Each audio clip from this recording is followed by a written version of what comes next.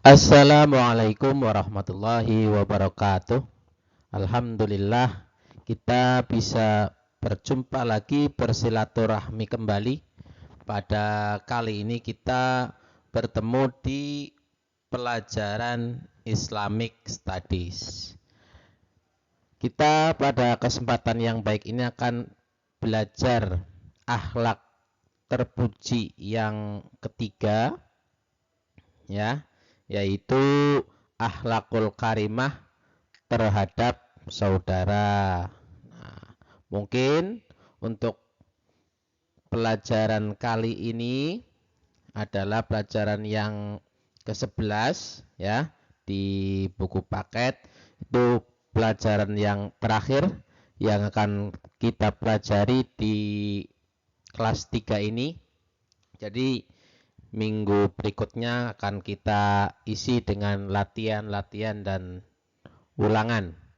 Mari simak video ini sampai selesai agar dapat mendapatkan manfaat yang bagus.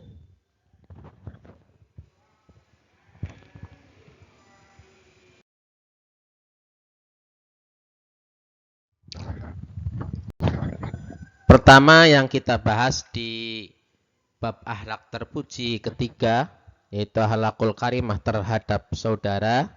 Itu kita harus tahu dulu apa itu akhlakul karimah. Jadi kita akan belajar tentang pengertian akhlakul karimah. Itu. Menurut Imam Ghazali, seorang ulama yang terkenal di kalangan kaum muslimin, itu akhlak adalah keadaan yang bersifat batin. Ya, keadaan yang bersifat batin, di sana lahir perbuatan dengan mudah tanpa dipikir. Itu. Jadi akhlak itu bersifat batin. Kadang kita melakukan sesuatu tanpa dipikir. Nah, dan tanpa dihitung resikonya. Kadang kita marah atau berbuat baik atau berbuat apapun itu kadang tanpa berpikir panjang langsung kita laksanakan. Nah, itu namanya akhlak. Sedangkan ilmu akhlak adalah ilmu yang berbicara tentang baik dan buruk dari suatu perbuatan. Ya. Jadi kalau akhlak itu perbuatan yang kita lakukan tanpa dihitung risikonya, tanpa dipikir. Nah, kita sekarang belajar ilmunya, ilmu akhlak agar perbuatan kita ini ditimbang, ya, baik buruknya, ya, baik buruknya suatu perbuatan itu kita pelajari agar yang baik kita laksanakan, yang buruk kita tinggalkan. Tuh. Dalam Kamus Besar Bahasa Indonesia, akhlak diartikan sebagai budi pekerti atau kelakuan. Dalam bahasa Arab, kata akhlak diartikan tabiat, perangai, dan kebiasaan. Ya, kebiasaan. Sedangkan karimah, akhlakul karimah, akhlak itu tadi artinya dalam bahasa Arab tabiat, perangai. Sedangkan karimah artinya yang mulia, ya. Atau secara umum akhlak itu terbagi menjadi dua macam, ya. Yang pertama akhlak terpuji atau akhlak mahmudah, ya, akhlak mahmudah. Yang kedua akhlak tercela atau yang biasa disebut akhlak mazmumah. Tuh. Paham ya?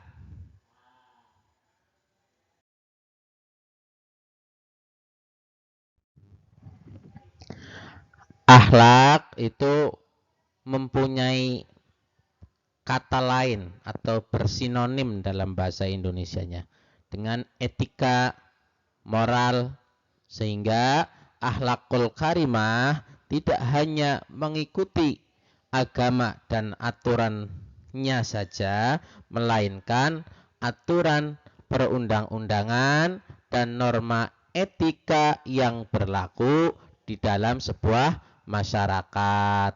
Nah, sebagaimana misi Rasulullah Sallallahu Alaihi Wasallam yaitu untuk menyempurnakan akhlak. Innama libu istu liutamima makarimal akhlak.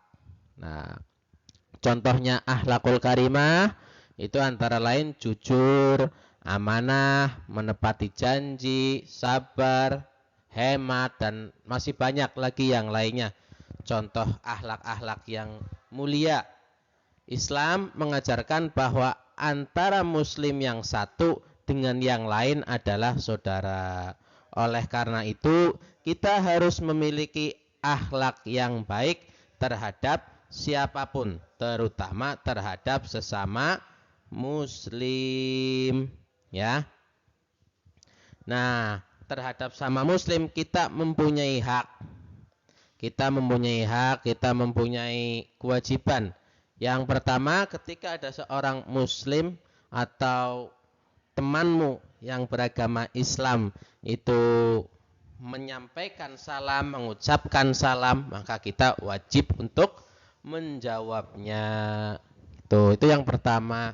Yang kedua, ketika ada saudara muslim kita, saudara yang seiman itu sakit, maka kita dianjurkan untuk menjenguknya. Itu bahkan dulu zaman Nabi itu orang yang paling pertama menjenguk pamannya ketika pamannya sakit, padahal pamannya itu sangat memusuhi Nabi. Nah, ini akhlak yang baik, akhlak yang patut untuk ditiru. Kemudian kewajiban kita terhadap saudara, apalagi ketika ada orang meninggal, ya, maka kita wajib mengurus dan mengantar jenazahnya. Tuh. Nah, ini wajib kifayah. Jadi kalau seandainya sudah ada yang mengurus jenazah saudara muslim kita, maka kita sudah gugur, sudah tidak mempunyai kewajiban lagi. Itu. Dan selanjutnya kewajiban kita terhadap muslim lainnya itu apa? Ketika kita diundang, ya. Ketika kita diundang, kita harus hadir, ya. Kita harus hadir, harus datang, ya. Seandainya pun kita tidak dapat menghadirinya, ya disampaikan dengan sopan kalau kita memang tidak bisa menghadirinya. Kemudian lagi yang kewajiban kita terhadap muslim lainnya yaitu ketika ada seorang teman muslim kita yang bersin, kemudian dia bilang alhamdulillah seumpamanya gitu, maka kita jawab dengan yarhamukallah. Kita doakan dia. Pertama, seorang muslim dia bersin baca alhamdulillah, kita jawab yarhamukallah. Nah, kita doakan. Dan apabila dia berdoa lagi, yang bersinnya itu mendengar kita membaca yarhamukallah, dia mendoakan lagi yahdikumullah. Nah, wa yuslih balakum. Kita tinggal aminkan saja, ya. Amin, ya, karena itu doa, ya, saling mendoakan. Dan masih banyak anjuran-anjuran kebaikan terhadap saudara sesama muslim lainnya. Ya, intinya kita harus berbuat baik terhadap sesama muslim, terhadap saudara, dan saudara itu tidak hanya saudara kandung tapi juga sesama yang beragama Islam. Itu.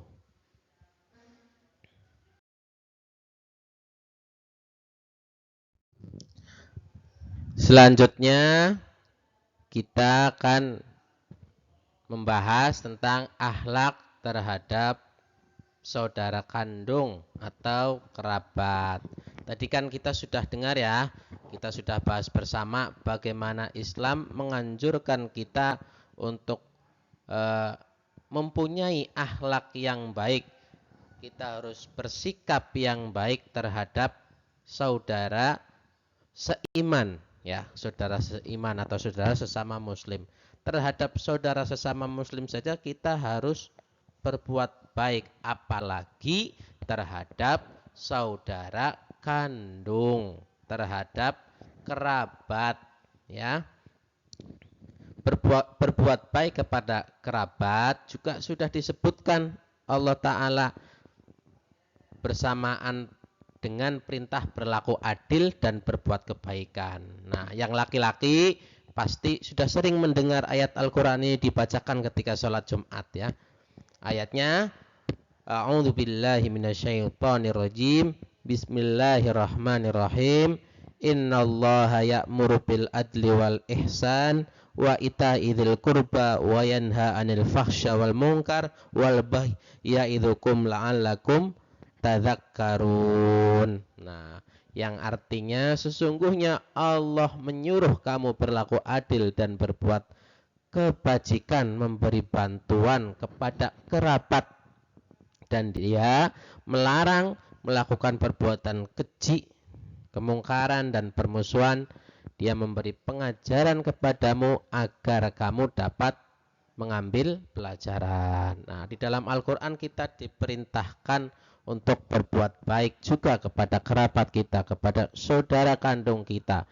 Terhadap sesama muslim kita dianjurkan, lebih-lebih lagi terhadap saudara kandung. Ya, karena biar bagaimanapun saudara kandung kita itu orang yang paling dekat dengan kita, ya. Orang yang dekat dengan kita waktu kecil, bermain bareng, ya, makan bersama. Kan gak enak kalau seandainya di rumah mungkin sendirian gitu. Tapi karena ada saudara kita di rumah jadi menyenangkan. Itu, ya. Makanya sebisa mungkin kita harus mempunyai akhlak yang baik terhadap saudara kita, ya, saudara seayah seibu atau saudara seayah saja. Kita harus saling menyayangi, mendoakan dan membantu kesulitannya. Jangan sampai ketika saudara kita butuh bantuan, kita tidak dapat membantunya. Wah, itu sungguh sedih sekali. Dan yang namanya saudara manusia itu kan kadang ada perbedaan, ada perselisihan, ya. Usahakan itu ketika kita berselisih paham dengan saudara kita harus usahakan harus segera berbaikan. Jangan sampai perselisihan kita menjadi sebuah pertengkaran. Nah, ini tidak boleh, ini bahaya, ya. Kita harus selalu hidup rukun dengan saudara, segera minta maaf apabila terjadi pertengkaran, saling menjaga, menghormati dan menyayangi, ya, memberikan bantuan atau pertolongan jika ada masalah dan saling mengingatkan untuk berbuat baik kepada kedua orang tua. Yang jelas kalau kita dengan saudara kita rukun, kita dengan saudara kita berakhlak baik, yang senang siapa? Orang tua kita. Nah, ini salah satu cara kita berbuat baik kepada orang tua. Dan terakhir akan saya tutup dengan mahfuzat atau mutiara hikmah. Man kathuro ihsanuhu kathuro ihwanuhu. Barang siapa yang banyak perbuatan baiknya, banyak pula saudaranya. Sekian dari saya. Allahumma fiq ila aqwamit thoriq. Wassalamualaikum warahmatullahi wabarakatuh.